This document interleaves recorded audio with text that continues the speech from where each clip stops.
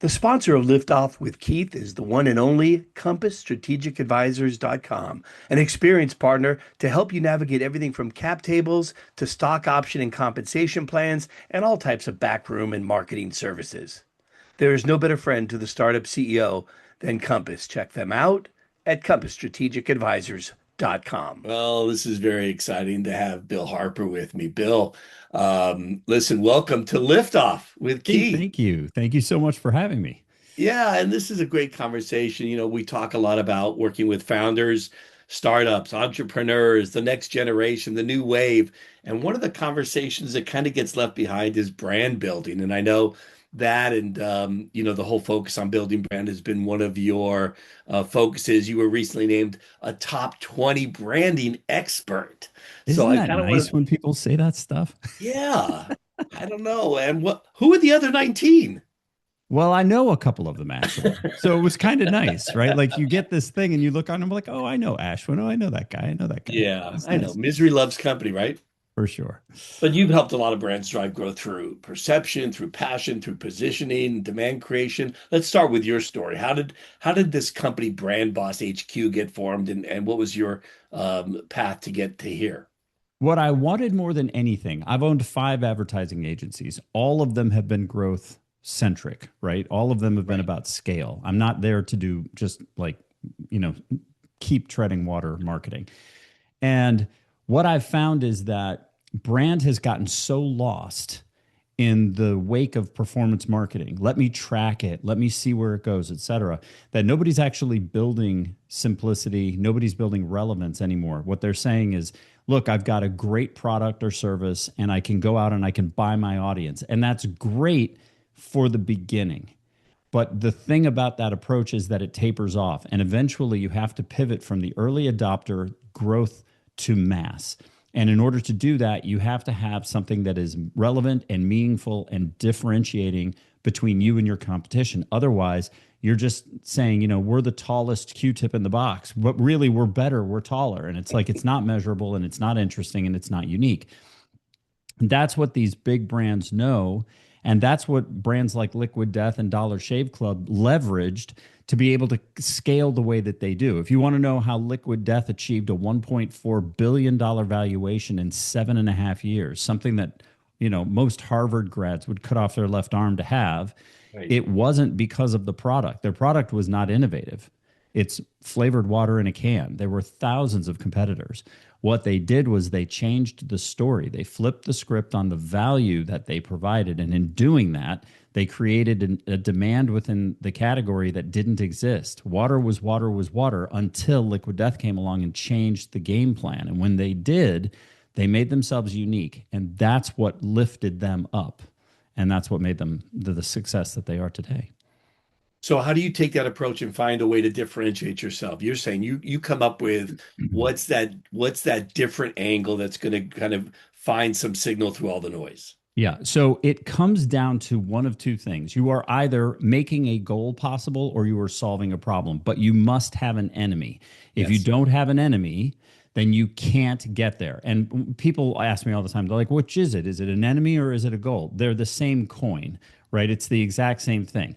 If I want to look like Arnold Schwarzenegger, then the goal is to look better, and the enemy is my couch, right? But those two things have to exist simultaneously in order for that to happen. Most businesses are so focused on inside, my product, my service, Yes. my track record, my pricing, my better whatever, that they miss the fact that that's not how people buy from them. And they go, well, yeah, it is, man. They're going to know that the ink in my pen is better. And nobody gives a shit about the ink in your pen. So the whole idea is to be able to come in and say, okay, well, if they don't care about the ink, then what do they care about? And that's the first step in knowledge. When we can accept the fact that no one buys anything for the thing. Nobody wants to buy software. They want to Mhm. get their boss off their back, and the software makes it possible to get their boss off their back. Nobody wants to buy a hammer and nails. They want to hang a picture on the wall. The sooner that we recognize the fact that we are nothing more than a bridge from where they are now to where they're trying to go, to either make a goal possible or to make an enemy go away, the faster we become relevant And for businesses that want to truly scale, that's critical because that's what every household name brand you know or have ever known or will ever know leverages to achieve that kind of growth. Yeah, I've always thought it was either save money or make money. Same kind of thing as goal or enemy too, right? I think it is. It depends on how you use it. So here's Yeah. a great example of that. There is Okay. no more commoditized marketplace on the planet than insurance. You Okay. can't touch it. You can't Yeah. taste it. You can't measure it. You can't smell it. You can't bend it. It doesn't desalinate water. It doesn't solve world hunger. Right. Okay. It's just insurance. And what's worse, you got to have it. So people hate it. So it's a product you don't use and don't touch that you have to pay for. So people dislike it. GEICO, when they wanted to come in and change from being focused on government employee insurance, which is what GEICO stands for, and they pivoted from being a mom and pop brand to becoming a category player. They needed to move to mass from niche. What they did was they created a character in the gecko that talked about two things that they knew were critically important to people: their time and their money. Give us 15 minutes or less, and we'll save you 15% or more, right? This construct. Well, now Progressive looks over and they go, damn, we Hmm. don't want them to keep stealing market share from us. We've Yeah. got to do something. But if we say time and money, we're going to look just like them. And that's Right. going to copycat us. We can't afford to do that because we're just going to be marketing their message, which is going to remind people of Geico. So instead, we're going to do something else. So they take a look at their category and they say, well, okay, what do people feel? This is where market research is so important. What do people feel about insurance? Well, they hate it.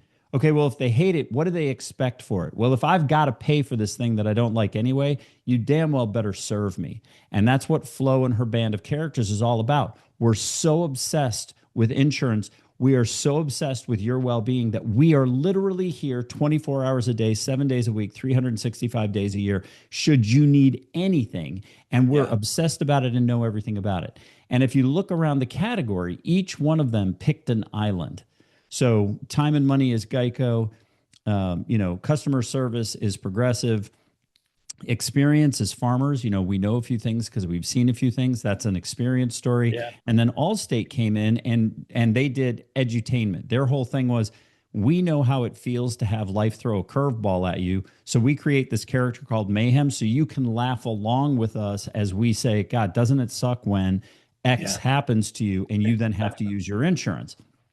Each one of those addresses a specific psychographic profile. And so the people who say, well, time and money is the most important thing, or entertaining me is the most important thing, or making me feel like I'm the king of the world is the most important thing, they gravitate to those brands based on what that story is that the brand promises. They're That's really, where that really, works. really clever positioning breakdown there too. It really forces everyone to think. And look, as a result, insurance maybe has the most creative commercials in the industry, in the of all categories. Well, and for those of us old enough to remember, and unfortunately I am, before then, right? Before it was State Farm and Allstate who owned everything. And they Yeah. did these horrible commercials. It was sad, these like gut wrenching, when a tree falls on your house, you're in good hands with Allstate. Like it's the most horrendously soap operatic Right. dreck that ever was in marketing.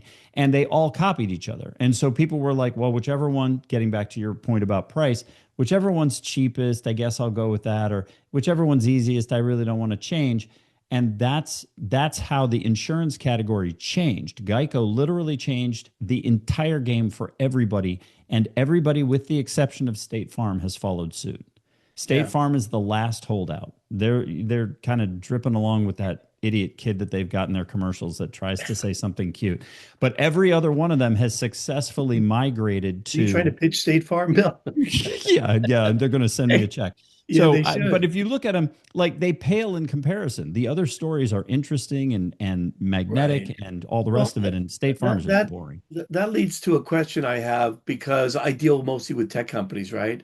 And Yeah. there's this whole wave of AI coming along that's going to disrupt everything because it can, change the whole, tenor of a conversation to a brand perception. But what are companies getting right today or wrong today about their branding and their positioning?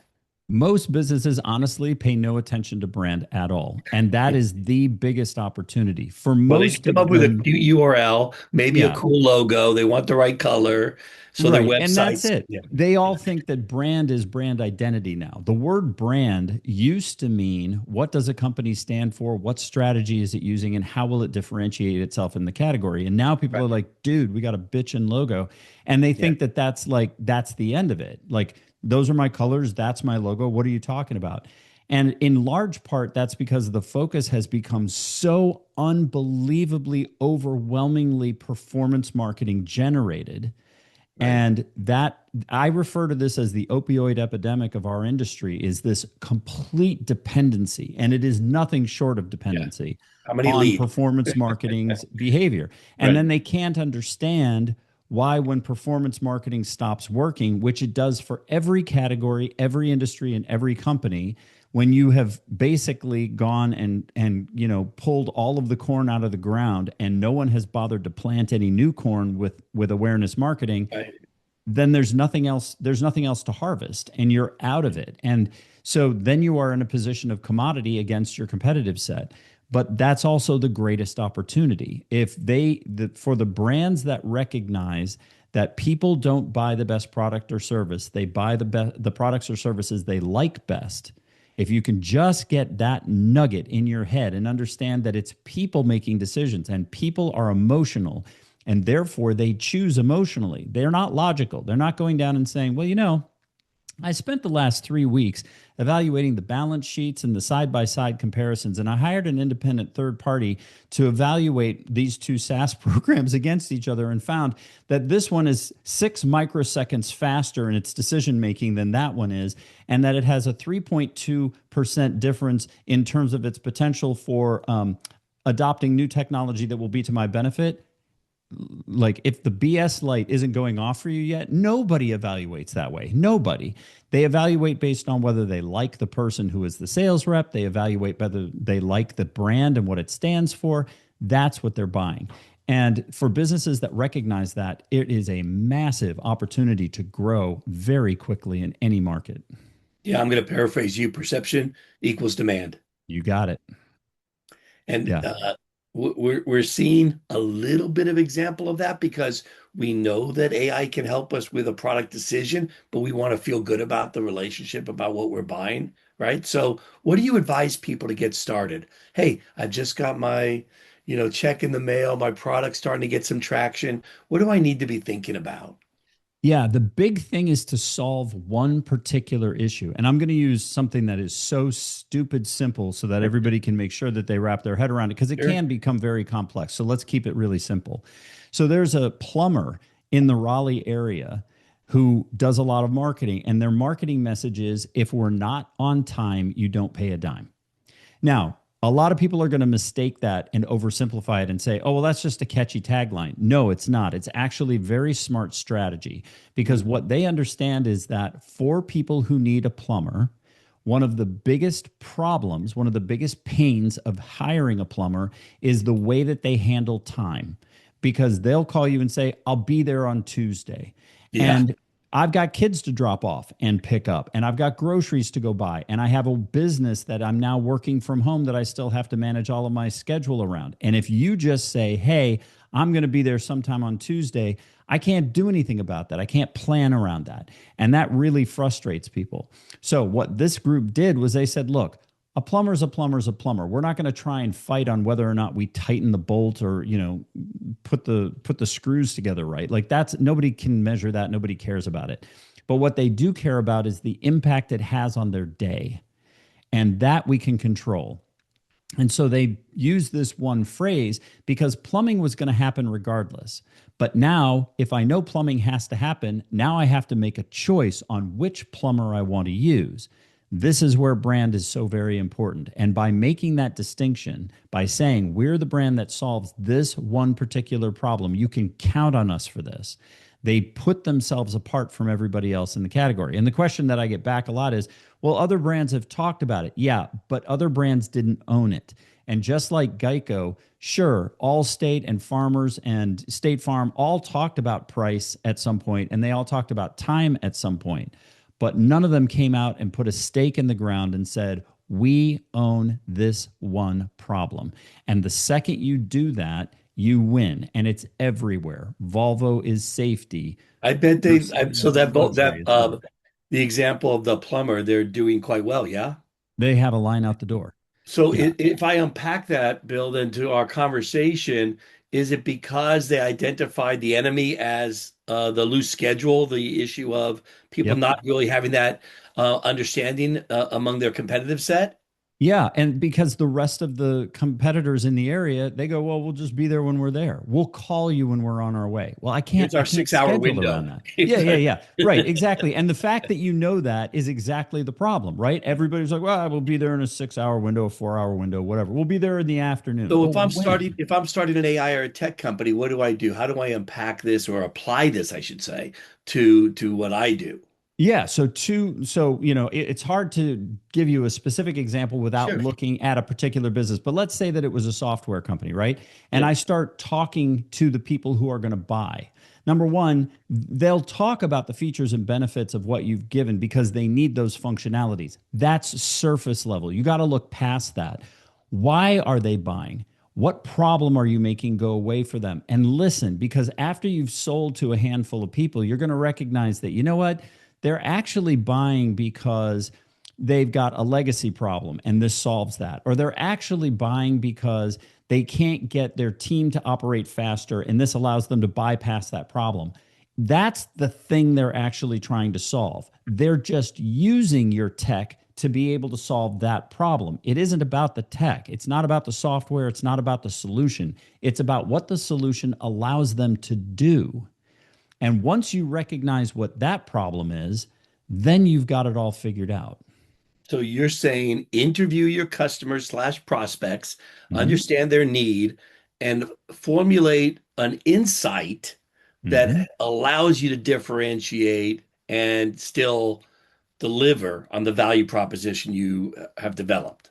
Yeah. So let's say that I'm using AI to get legacy uh, programs to talk, right? I've got an inventory system over here. I've got a manufacturing group and I've got a sales group and I've got a finance group. And they're all using old legacy programs. One of them's from, the 1990s and another one is Right. from last year. And they won't match up because they were all developed at different times or whatever. But I've figured out a tool that will let them do that. I don't talk about the functionality of the tool. What I talk about is, don't you hate it when finance takes 3 weeks to get to an answer because their software is older and it doesn't inform manufacturing, and so you wind up either building the wrong thing or not realizing that you have money to do stuff, or you don't cancel an order fast enough because you didn't realize what happens. We make those problems go away. Now, you're not talking about the software at this point. What you're talking about is the problem that necessitated the need for software in the first place. Once you understand the need behind the product decision, that's the thing that you're actually solving. Just like CarMax, CarMax didn't care what car you bought. They knew that people didn't like buying cars because salespeople made them uncomfortable. So they solved the uncomfortable salesperson problem. You can talk to any one of us. If you see anybody that's in a blue shirt and a pair of khakis, we'll talk to you. And the price that's on the car is the price you pay. No haggling, no issues. If you don't like me, go talk to Sarah. If you don't like Sarah, go talk to Tommy. Doesn't matter. We don't care. And it can be a Nissan, a Toyota, a Honda. We could care less. But we want you to be comfortable. That's solving the problem behind the decision. And if you Yeah, solve the problem behind the decision, you win. that's so cool. I think part of it is messaging too. Companies have these convoluted stories about what they've developed and why people need it, and it's 7 sentences. Right. And they can't get to that Zen moment of 3 words. How do you break that down?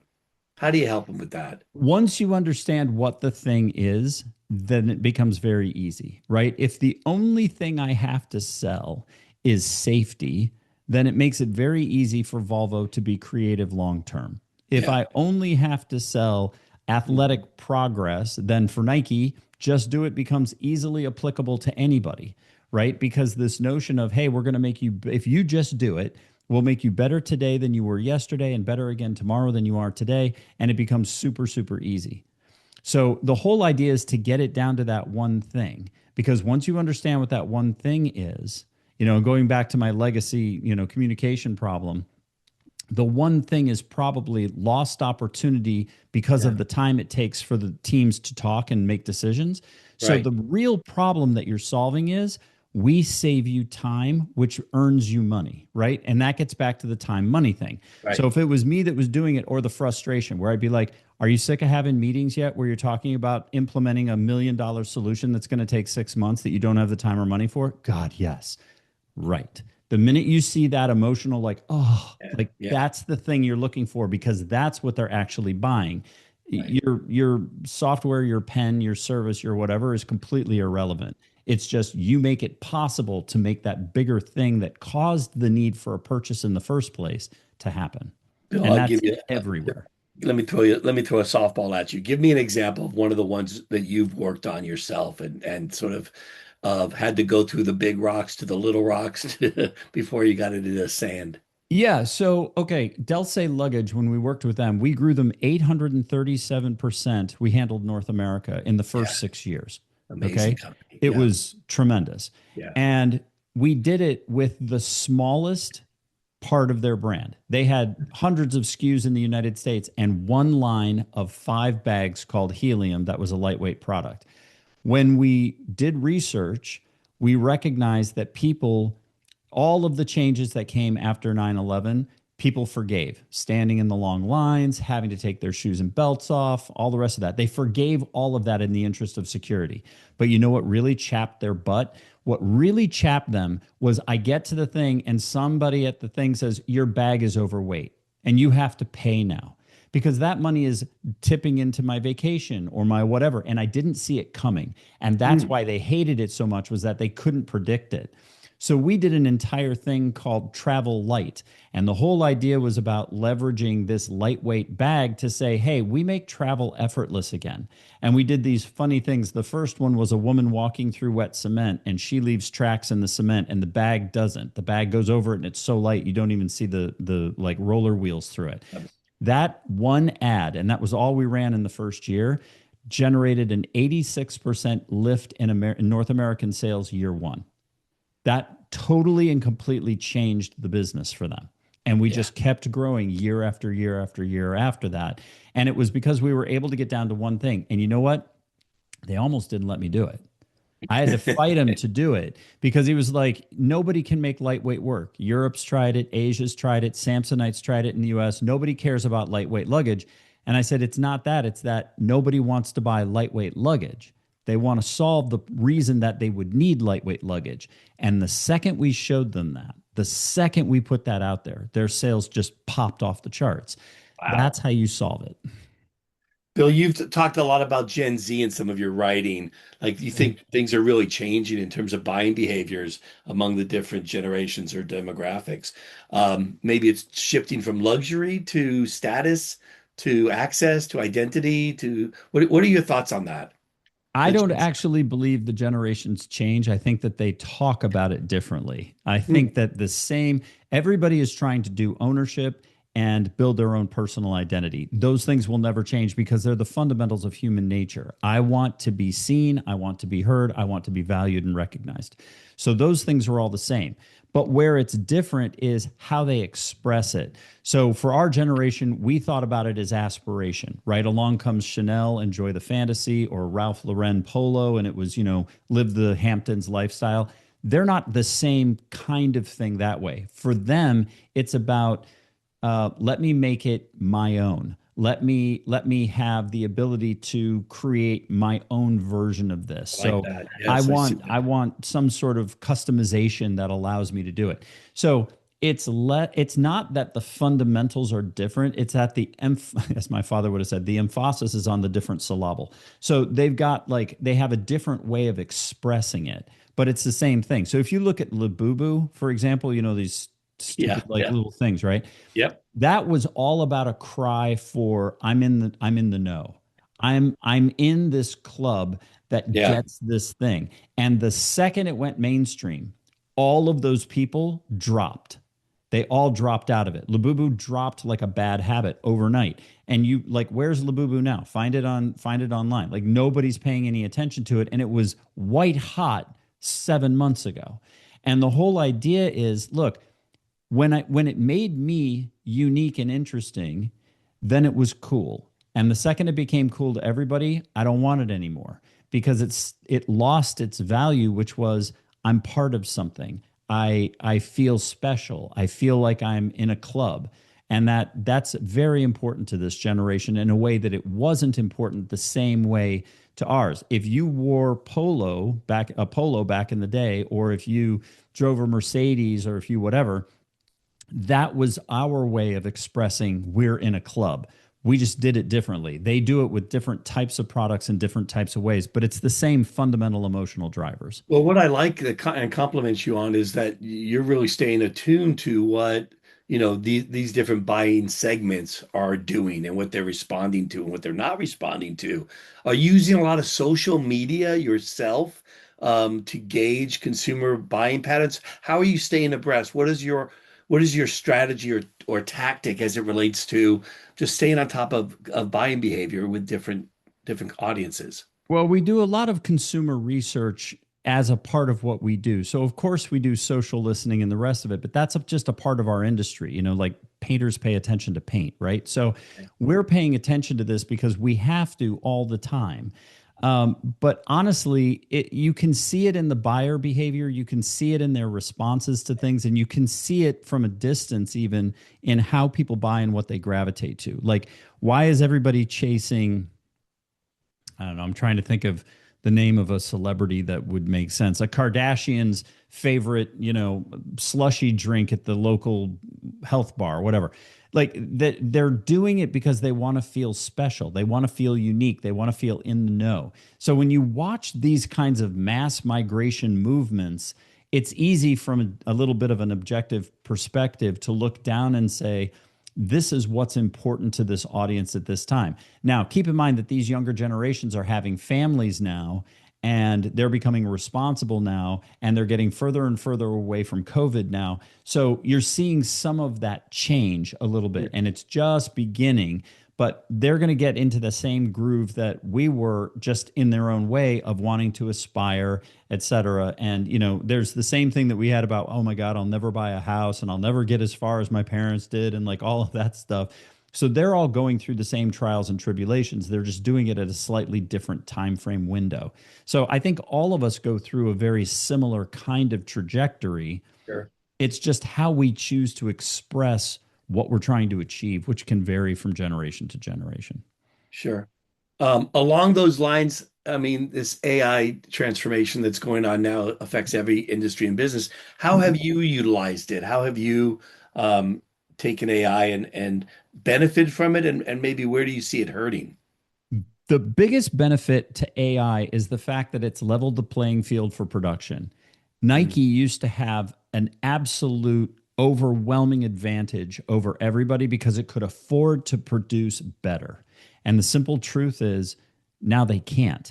So the positive side of it is that you've just got a crayon box that went from 64 to 64 million overnight. You have every crayon in the box, and it's leveled the playing field for everybody, more or less. I mean, certainly they can afford to do some things that others can't, but by and large, you can get just about anything you want. Now, the downside is that those groups are confusing pretty and fast with strategic and impactful. So they go on and they say, dude, look at what I did with AI. I created Morgan Freeman hanging upside down eating McDonald's French fries, and I did it in 11 seconds. And I nod my head politely and I say, that's fantastic. Yeah. And it's going to do nothing for your brand at all because there's no structure or strategy to why you chose that. You just said, I had an idea, I put it into AI, and AI spat it out at a nice enough quality level that I felt I could be proud about it. But when you really think about that, only about 16 to 18% of businesses have any touch with AI at this point. I know that that's a startlingly low number, especially in the audience range that you're with, but the vast majority of American businesses, they don't even know the platforms yet. Yeah. So these businesses that come out and find this stuff, everybody is going to be able to use it. And this is the thing. If you really want a good education on it, take 30 minutes, just 30 minutes, and go scroll, in particular Instagram, and search for image prompts, brand identity prompts, anything like that, brand prompts.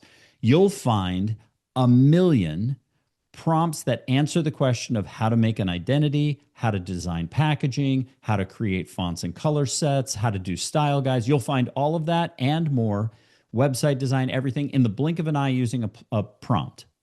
Now I want you to imagine that every other company in your category has the exact same prompt. What do you think is going to happen when they all leverage the same prompts? They're going to get the same outputs. And that's what people haven't thought about yet because they're not used to playing with these toys in the first place. So they're going to go. I was literally watching one this morning. It was cracking me up. I found 4 different Instagram providers that had all used essentially the same prompt. They were different people, and they had all gotten something that was so close that if you had put them on a shelf, they all chose to do like a sports drink, like a soda, that kind of thing. If you had put all 4 of them in a row at Target, you would never have been able to tell them apart. And they're all super hyped up, like, dude, check out my prompt and what I was able to do with it. And I'm like, you're making the point without even realizing it. You're going to go and be super excited about this thing you made and put it out in the universe and not realize that there isn't a chance in the world people are going to buy it because it doesn't mean anything and it doesn't stand for anything and it's not differentiated in a way that's relevant to anybody. So the fundamentals, the AI, the biggest thing that AI has done is it's put all the emphasis back on the thing that mattered in the beginning, which is what is your story and strategy and how are you unique and different and why did you make the choice to be that thing? And that's what businesses are going to unfortunately learn the hard way. Yeah. Along those lines, is any other thoughts you have about founder advice? I usually have that as one of my sort of closing questions, but you've already given a couple of good, pieces. But just another thought on whether it's things that should be invested in more, or they should stop doing. What comes to mind? Number one, and this is the most important thing, and it's a combination. It's a two punch. Number one, you can't make it simple enough, and people can only remember one thing. Yeah. You can't make it simple enough. When you really look at the businesses that have become hyper successful, Altoids is only about curiously strong mints. Period. End of story. Volvo only sells safety. Period. End of story. And businesses are like, God, it can't be that simple. Or, man, those guys are missing out on so much opportunity. To which I give you this amazing story, which I just love because it's a brand everybody knows. So Las Vegas hired a woman from Disney a number of years ago. And the woman from Disney's in was that she went to them and she said, you guys own the night. Las Vegas is all about night, and it's about nightlife and indulgence and all of the rest of that. But nobody is doing anything during the day. You guys are so dumb. Why don't you use those venues for families? You could double your revenue, right? And the people at Vegas were like, that makes a lot of sense on paper. Let's do that. But the problem is this. When you and your 4 buddies are going to your last friend's bachelor party at 40 years old, and you're on a 3-day bender because you haven't been out of the house in 6 years, and you stumble back home at 6 a.m. to your elevator, burping gin or whatever, and the elevator doors open, and there's Mom, Dad, Susie, and Ben on their way to get Britney's autograph before the matinee show, you're embarrassed, and you don't want to be there. Yeah. And so what happened was the revenue tanked from the people who used to go to Vegas for wanting to be in Vegas. Right. And the revenue tanked from the Disney day part because nobody believed that taking their kids to Vegas was a good idea. So you've got this, like, it hurt twice. And the solve for this was they walked the woman from Disney back to the Nevada state line and said, thanks very much, go away now. And they came out with the line that everybody knows now, which is what happens here stays here. And that was the big mea culpa of the brand that said, we forgot ourselves for a minute. We went chasing dollars we weren't supposed to chase. Sorry, sorry, sorry. Please come back. You can sin safely again here now. Yeah. And we can start earlier too. We have these things called pool parties and concerts at 8 a.m. If you want to get drunk at 8 a.m., we got you, right? Like, it's not a problem. So they forgot who they were as a brand, and that's what hurt them. So if you're going to start anywhere, what is your one thing that you can promise? And how simply can you say and repeat that so that people can't forget it? Your goal is to say it so consistently that people say it back to you. If I ask anybody in the world, what is Nike's tagline? They know it. And the reason is because they have been relentlessly consistent. Just do it, just do it, just do it, just do it, to the point where the people at Wieden and Kennedy have to rotate off so that they like can stay creative because they have to think that same thought every day. But that's Yeah. the point. That consistency breeds reputation, and reputation is what breeds choice, and choice is what makes the cash register ring. So that's the big lesson. So, Bill, I just want to wrap up with one question, maybe a hypothesis here, because Yeah. as you extended the story and brought it to today, from when we started with some examples from, decades ago. Branding's not going to really go anywhere, is it? I mean, it's not going to disappear in the age of AI because it's not necessary anymore. We just kind of put together the counterproof that it's going to stay and it's going to become as important, if not more so. It will always be. And the reason is because it's people making choices, and people choose emotionally and then justify their choices logically. I see the Harley. I want the Harley. I tell myself how my life would be better if I had the Harley. That's storytelling. And that's how we make decisions. And you can't ignore that because that's a fundamental part of human behavior. So even when websites go away and you go online and you say, I'm going to a wedding this weekend and I need an outfit that goes with my wife's dress, and here's what the dress looks like, and the AI agent runs out and says, well, Banana Republic has this jacket, and so has these jeans, and so Nordstrom whatever has these shoes, and which combination do you want me to order for you? And you don't even go to websites anymore, which we're probably a year or so away from. Even when that sort of thing happens, you're still going to say, I don't like buying stuff from Banana Republic because the last couple times I bought them, their shirts don't fit me well. Or I don't like what Target has become now, and I would rather support a different company. You can't take preference out of the equation. And brand is all about building, as you so eloquently said earlier, perception. And perception is success. So you can't get around the fact that it's people making decisions, and those people, even in B2B land, I know nobody believes it, but it's true, make them emotionally about the thing that they want. This is why FedEx was so unbelievably successful, because they, as a B2B play, which is what they were originally, recognized one problem that UPS and DHL and US Postal Service wouldn't deal with, which was guaranteeing overnight delivery. They said, we know that you don't like missing out on the opportunity of not getting your package there when it absolutely positively has to be there. And we're going to make sure that that happens. And that one promise, that single, simple, repeated forever brand promise, blew them up into the billion-dollar company they are today.